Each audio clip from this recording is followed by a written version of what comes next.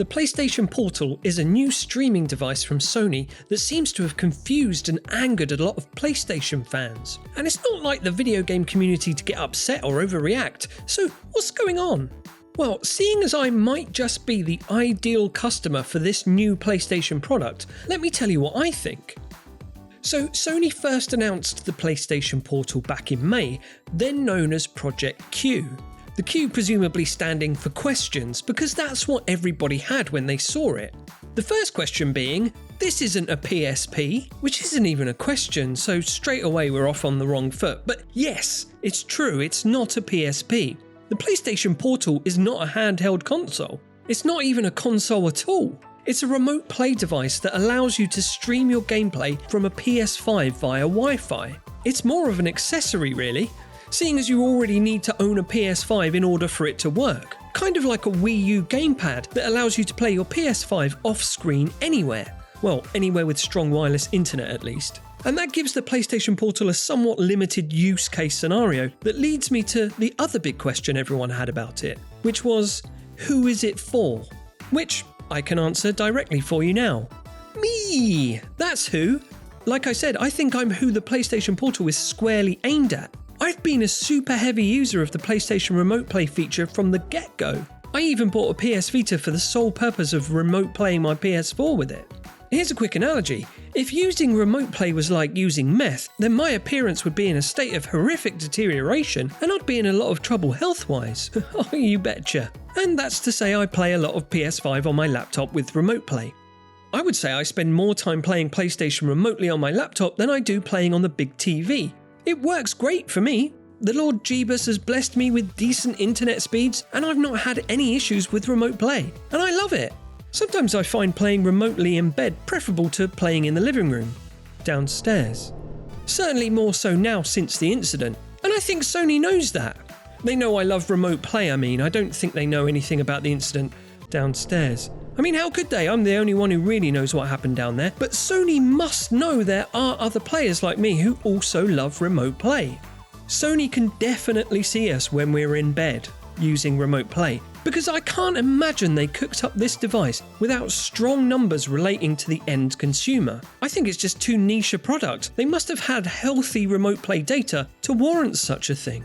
So, as what I think is Sony's target audience for this product, the PlayStation Portal, let me tell you what I think of it. Now, I haven't had hands-on because I'm not a big tech media outlet, I'm just a twerp who can't go downstairs anymore. But here are the vibes I'm getting from the PlayStation Portal as I sees it.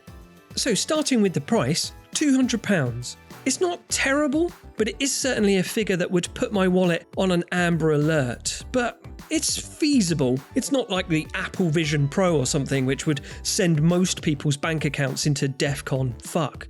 The PlayStation Portal doesn't offer Bluetooth support, so no wireless earbuds. Doesn't overly bother me though. I'll just continue using my original Game Boy earbuds. And anyway, the product as a whole is so cleanly implemented for the purpose of remote play that it's a massive improvement over a cumbersome laptop and DualSense controller setup that having to plug in some earphones isn't that big of a deal. I still do it with the Switch anyway, so. That said, I really like the look of the new Pulse Explore wireless earbuds that are compatible with the Portal thanks to Sony's new wireless audio technology PlayStation Link. But at 200 quid, that's just as expensive as the Portal itself. So that makes my wallet cry tears of negative balance and blood. There's no official word on battery life yet, but is there ever, really? But it is rumoured to be between 4 and 12 hours. So in that regard, it's no less portable than a Switch or Steam Deck because they don't hold charge for much greater durations either. They do work offline though, unlike the Portal. So if you envision using the PlayStation Portal outside of locations with fast and stable Wi-Fi, then check yourself right now because that's not what this is for, Charlie. But again, that's not a problem for me. Like I said, it's more about chilling and playing in bed for me, which I would bet is probably the most common use case scenario for most handheld devices anyway. Yeah, it'll be useless on the commute and probably every hotel room. It might be good on your lunch break at the office, but you might want to check with your line manager if you can use the company Wi-Fi to stream your PS5. I know some companies get funny about that sort of stuff, like torrenting entire seasons of Game of Thrones to your work PC and what have you. Anyway, Even if you do satisfy all the conditions for ideal remote play usage, it's still not completely flawless. Now, during my current remote play sessions on my laptop, I've not experienced much in the way of noticeable latency or input lag, but I do occasionally get a momentary lapse in signal. I've recently been enjoying playing Rogue Legacy 2 remotely, and that's a game that requires a fair amount of twitchy inputs and quick reactions, and it plays well remotely. But if you do get a drop-off in signal, that can be the end of a run. Something to think about if you're considering playing Elden Ring or Returnal, or other such games that aren't forgiving to players that lose connection for a split second. It could be the PlayStation Portal is stable and completely immune to signal loss issues, but I doubt it. But all of this goes without even speaking about my biggest hang-up with the PlayStation Portal, and that's the screen size. With an 8-inch LED screen, it's larger than the Switch OLED, but unlike the Switch, the PlayStation 5 is the bleeding edge of gaming technology. It's a powerful home console designed to deliver the most epic cinematic interactive experiences that are typically best enjoyed on a big screen, where a large screen presentation offers the greatest depth of image and intensity of colour.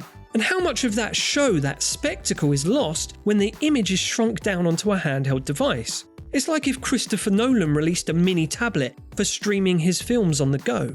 Like an IMAX Pocket or something. It's kind of weird. Like a portable PS5, it doesn't seem like the optimal way to experience the medium. Can something like God of War Ragnarok be appreciated fully on an 8-inch screen?